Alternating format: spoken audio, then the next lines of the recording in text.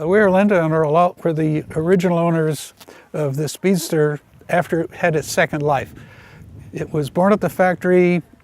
We think it was used by several different people.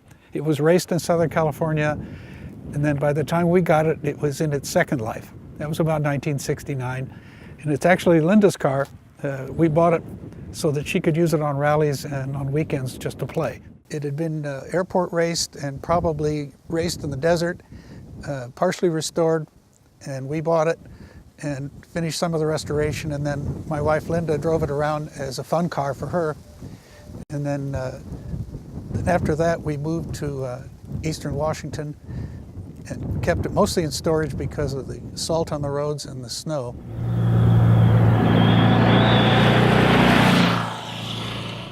The car sat for about 20 plus years in our barn, and there was no way I was ever going to get back to working on it.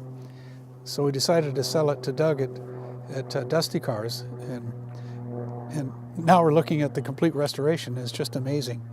From the car that we drove around in Southern California to what looks like it came off the factory floor. It's just beautiful. I remember in the Speedster, when we went up to Washington State, it was Eastern Washington State in the wine country, what is wine country now, and we had this car and the Porsche Speedster, and I think we got stopped 2 or 3 times in this car where the police wanted to know what kind of a car it is, and I don't know how many times I got stopped in the Porsche Speedster. No one had seen a car like that where I was. So I got stopped, and one guy said, "What kind of a rig is this?"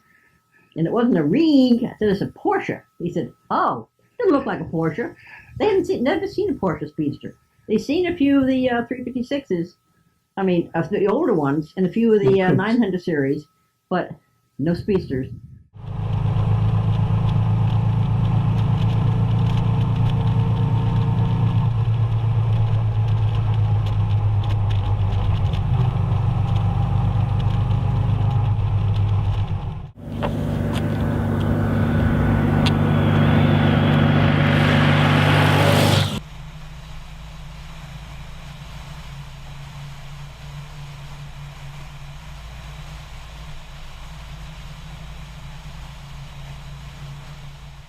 Okay, after living in Tri-Cities, we moved back to California and to Northern California.